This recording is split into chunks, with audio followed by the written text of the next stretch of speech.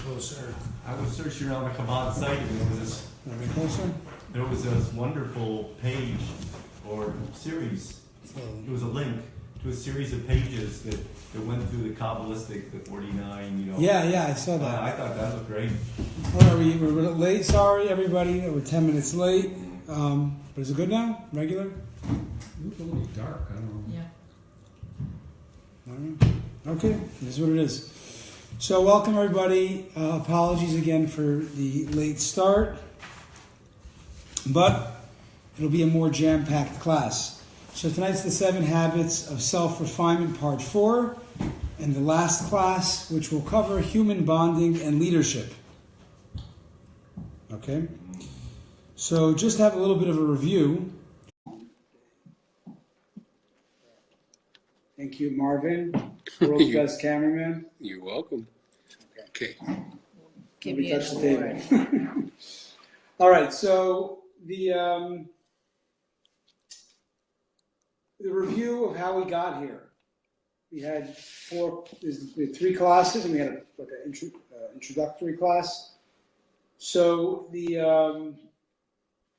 said that every person has a soul, has a personality of 8 core emotions that make up the personality, what makes us human. Again, there's 3 intellectual capabilities, but we didn't talk about that. But as far as the emotions, there's 7 emotions. We spoke about, we actually have 2 souls, the animal soul and the godly soul. The animal soul is the human, instinctive, I want to live. You said 8. There's 7 emotions, 3 intellectual, 10 total, yeah. You said something about 8. I'm not sure. Did you read 9? No, never mind. Okay. I heard 10 too. Oh, okay.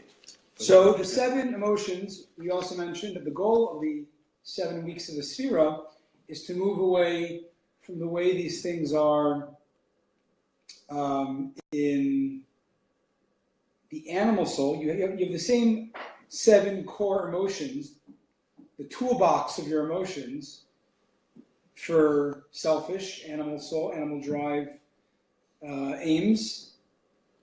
And our job is to shift it from a self, we have emotions, usually emotions are, you feel yourself a lot, it's feelings.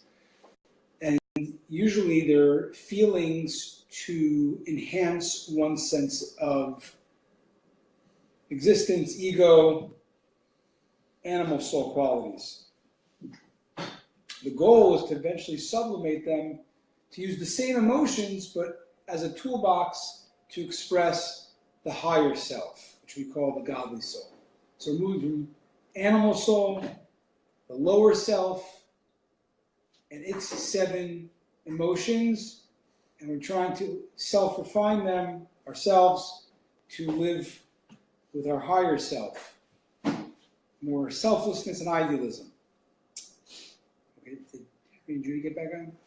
Sound like Yeah, okay, Judy goodbye. says it's here, but said to add somebody. I pushed add. No, don't add. You shouldn't add anybody. Oh, okay. Sorry. I think they just automatically pop on, I think.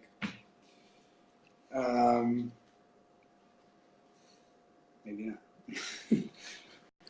All right, so our job is to recognize these core emotions. This is what we've been doing the past week. We've been recognizing these core emotions. Like, what are they? The more you know what they are, the more you can be aware how are they being directed for the animal soul or the godly soul. So first let's talk about the emotions. In whatever selfish, selfless, just what are these emotions? And that's what we've been doing for the first 6 of them, the first 5. And then we have to also realize that we have to recognize that just because you're doing an emotion, like love, doesn't make it holy. You can have corrupt love or selfish love, which is not the ideal. The ideal is a selfless love, a true love. So A, we are working on recognizing these emotions, and B, we're trying to see how do they exist in a self-directed, self-serving way, and how can the same emotion be utilized for a higher self way. You see chart 1. We went through this, the emotions on the bottom of the chart. Chesed, Gevura, Tferet, Netzach, Hod. And now we're up to Yesod and Malchut. Next page. Okay. You have the handout. Chart 2 is the anthropomorphic man, meaning a lot of the whole concept of Sefirot is giving God a certain, I don't want to say human-like quality, albeit in a much greater infinite level. So many times it'll be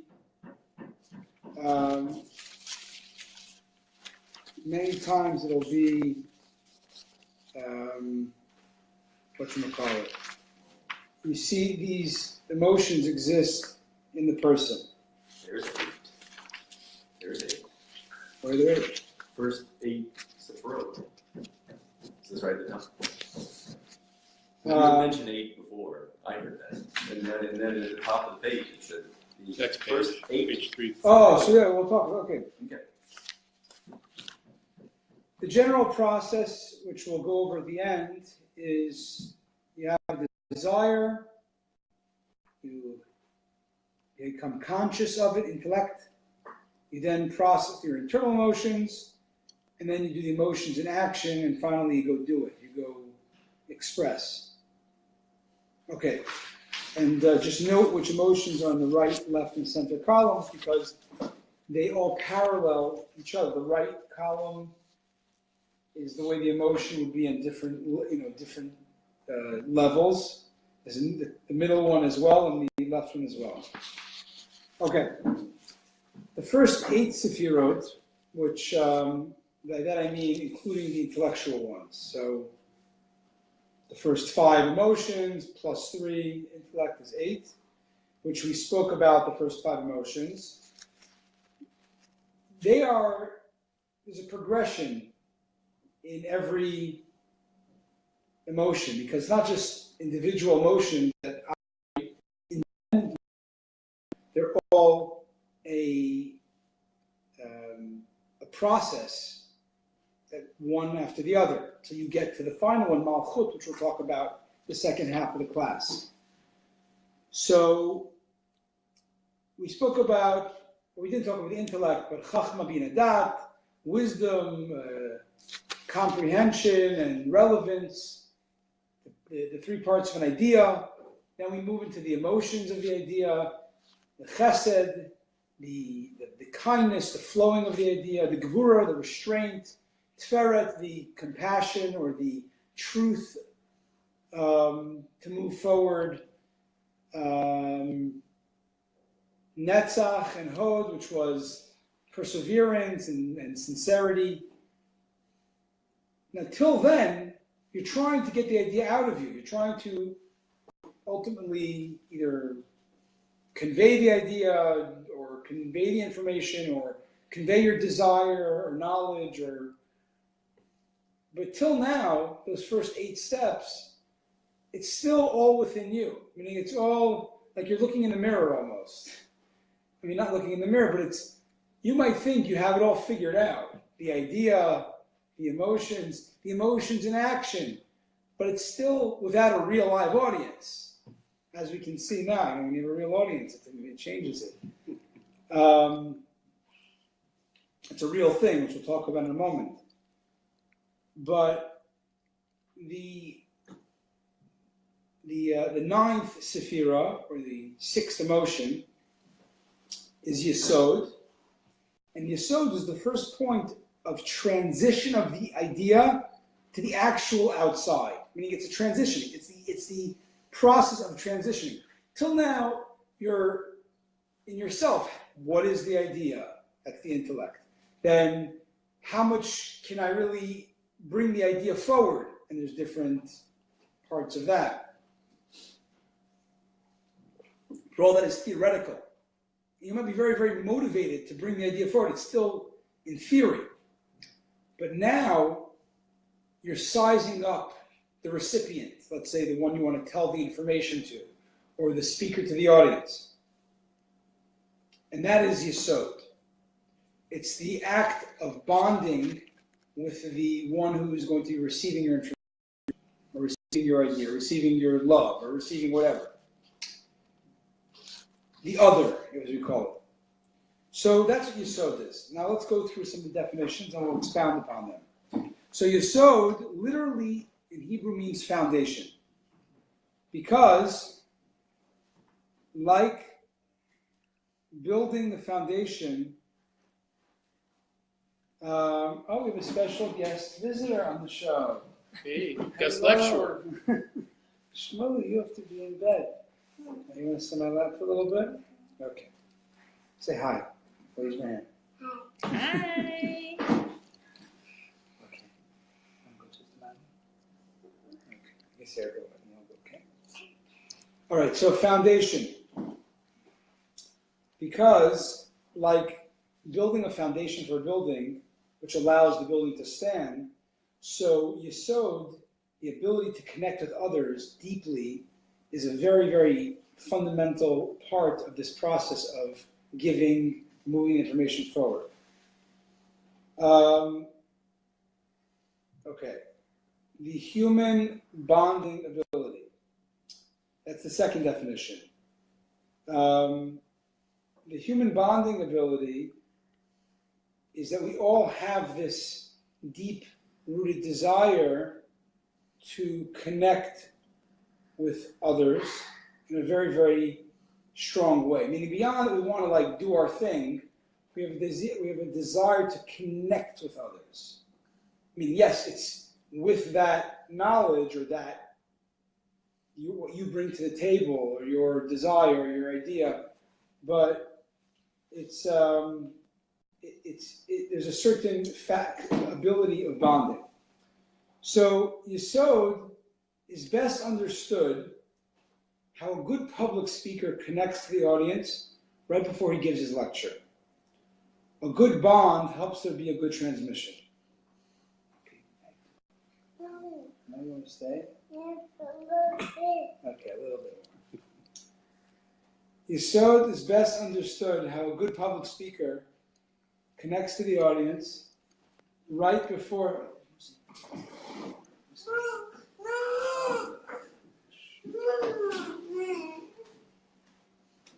We'll break in the action. Put the sign back. We are identifying our stations. Station identification. Station Identification. identification check. All right. All right. So the human bonding ability. So it's best understood how a good public speaker connects to the audience right before he gives his lecture. A good bond helps there be a good transmission. Okay, can you explain that? I mean, Yes. Thank you for stopping me in my tracks. I think we.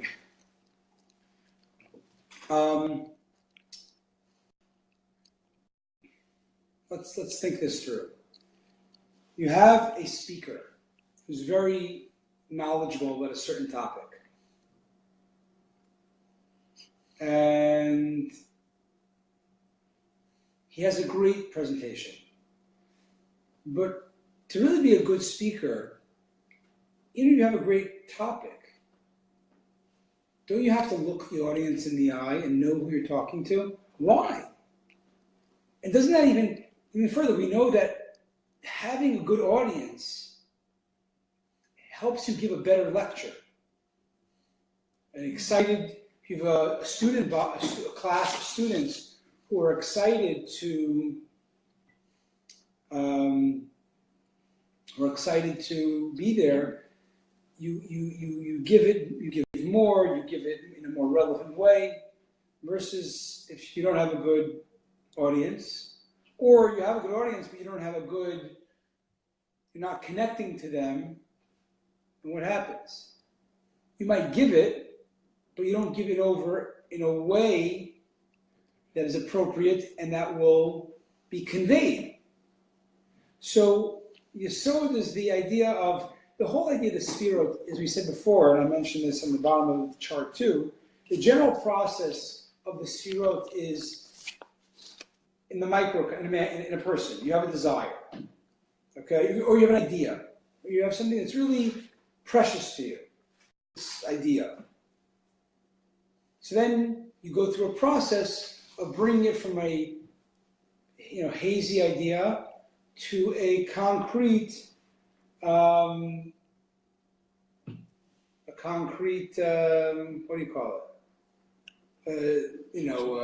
A formulated idea, manifestation, till you finally can express it to somebody, which is an act of creation. You bring something deep within you, you let it blossom, and then you share it with another. It has a whole life of its own once you share it. When you say words, you can't take them back. So that's the idea of the Sefirot in general. And as we went through all the different Sefirot, love, restraint, they're all harnessing, formulating the manifestation of your desire / idea / goal, whatever it is. In that, you can really formulate the idea, but remember, the goal is not just to have an idea. The goal is ultimately to go convey or do the idea. So the last two steps, which we're talking about the second to last one, Yesod, is where it's not something new. It's not like you're deciding, well, how much should I, how much of the idea should I give and not give? It's more like, well, maybe it is a little bit of that. It's almost everything that you did till now brought together in one point that interacts, that faces, not the enemy, but faces the audience, which some comedians would call the enemy. I mean, Jerry Seinfeld said, when you're looking at the audience, they are the enemy. Either you kill them or they kill you. But either they're laughing or they're making you, But the minute before you can give over your idea or joke or whatever it is, there's a moment of sort of resizing everything based on what? The real other who's in front of you. Till now it was all how you think you should give it over. How you looked in the mirror and you gave the speech 100 times, right? So it's a pretty good speech, if you say so yourself. But when you look the audience in the eye, the way I would understand it is, you go through the whole process in a split second only for the purpose of, okay, this is real, let me resize everything based on the audience. And that resizing is not just resizing, it's also because you're connected with your object of delivery, your destination, your recipient of delivery. And the connection forces you to how much you're going into in real time, quickly reformat, or even maybe give more than you intended. Maybe you're not dumbing it down, but you give more. If you're a really bright audience or bright students, you give more. Well, or once we had the chief judge of the Court of Appeals for the Federal Circuit, sort of patents, court of claims, and whatever on a higher federal level. And the chief judge came in, and at lunch, he was going to speak. And he said at lunch, why don't you tell me the topics you'd like me to speak about? And so we told him a few topics, and extemporaneously, he just spoke about those topics. Right. So the formatting on the fly, as you were talking about. Right, totally. That's a big part of it. So that is, we're going to talk, that's how Yesod would be in the idea of conveying an idea information. It's the bonding with the recipient, and because of that now, it's still not given, you haven't given it yet. But right before you give it, you repackage it, because you've made the connection with the recipient. And the giving will be the last step. But before you even give, there's a bonding. So now there's a real other. It's not a mirror that you're saying the speech for. And that changes everything.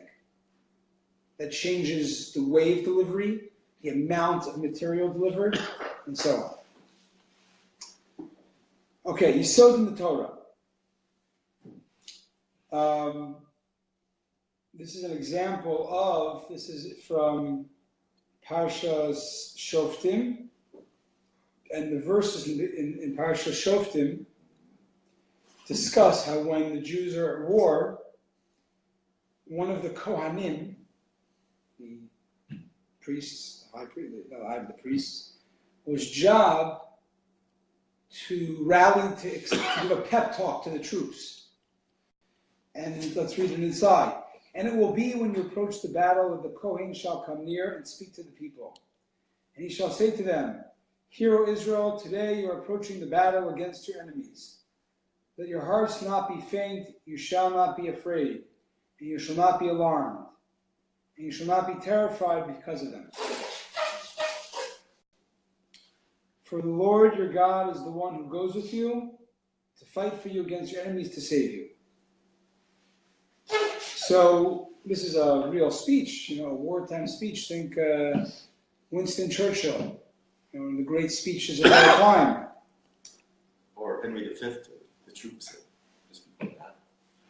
So when you give, imagine this Kohen who's trying to give it's not just a speech, it's a life and death. It will result in lives being hopefully saved or lost.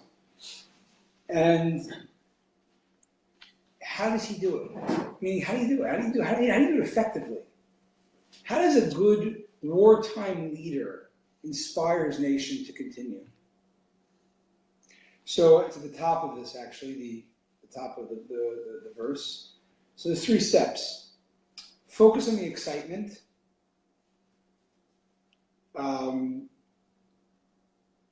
Meaning, focus on how meaningful this idea is, or this lecture or topic, or in this case, this word, this pep talk to the troops, how truly meaningful it is and how excited you are to be able to do this. Meaning when you focus on how you're in the zone, this is what you want to do, you want to inspire. That helps you let go of the inhibitions. And the last step is once you're doing that, we said about spontaneity. You have to allow yourself to be vulnerable to the other and spontaneous. It can't be a canned speech. You can have a prepared speech. But if you're just reading off a paper, even if you're excited, but you're like, I'm so excited here, we're going to win. And we're going to win again, and we'll bring back glory. The problem is you're reading off a paper, you're not connecting. So if you want, you have to make that connection with the troops and what you're trying to do for them. The Kohen would really understand. He's trying to excite them. This is a war. It's a just war. It's a war of whatever it was. And God will protect them. So once he gets into it, he gets excited about it, he's excited to be able to deliver to his charges, then you're able to do it in a freestyle, in a real way. Okay. Yesod. Now, Yesod is in another part that we didn't focus so much on all the other sefirot, but we did mention, if you look at chart number 2, anthropomorphic human, or anthropomorphic man in this case. And each sphera, each emotion, is placed next to a different body part. In the case of the hand, of chesed, it's the right hand or the right part of the heart.